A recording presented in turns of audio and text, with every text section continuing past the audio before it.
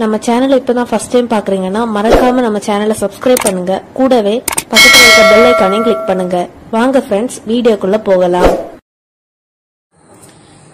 Hi friends, நம்ம இந்த வீடியோல தேங்காய் சட்னி எப்படி வைக்கிறேன்னு பாத்துடலாம்.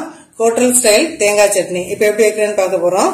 அதுக்கு தேவையான அளவு தேங்காய் எடுத்துக்கோங்க. நான் இப்ப ஒரு அரை கப் அளவு தேங்காய் எடுத்துருக்கிறேன்.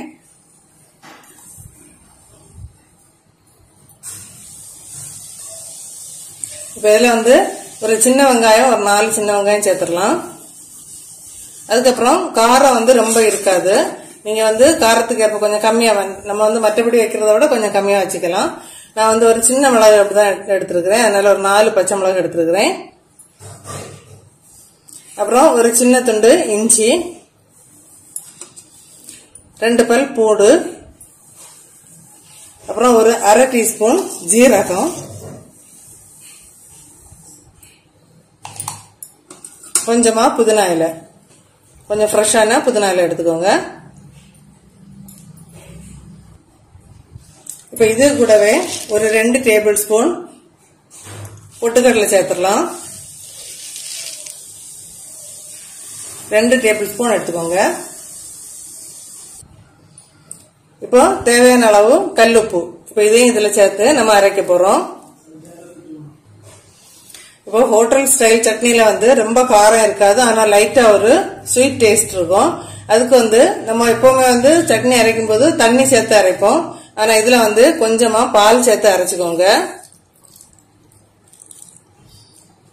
இப்போ நல்லா சாஃப்டா அரைக்காம கொஞ்சம் திரிதிரியா, ரொம்ப இதா இல்லாம கொஞ்சம் மீடியமா அரைச்சு எடுத்துட்டு வந்துடலாம். இப்ப பாருங்க, நம்ம அரைச்சு எடுத்துட்டு வந்தாச்சு. இதே மாதிரி கொஞ்சம் திக்காவே இருக்கட்டும், கொஞ்சம் குறகுறப்பா அரைச்சு எடுத்துட்டு வந்துடலாம்.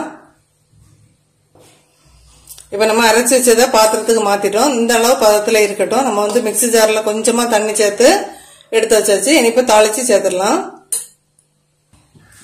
தாளிக்கிறது தேங்காய் எண்ணெய் சேர்த்துக்கோங்க. தேங்காய் எண்ணெய் சேர்த்தா கொஞ்சம் பிளேவர் நல்லா இருக்கும்.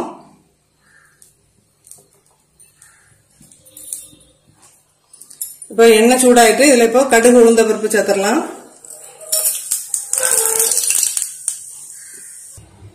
இப்ப கடுகு உளுந்த பருப்பு எல்லாம் தாளிச்ச அப்புறம் நம்ம காஞ்ச மிளகாய் கருவேப்பிலையும் சேர்த்து தாளிச்சிட்டோம்.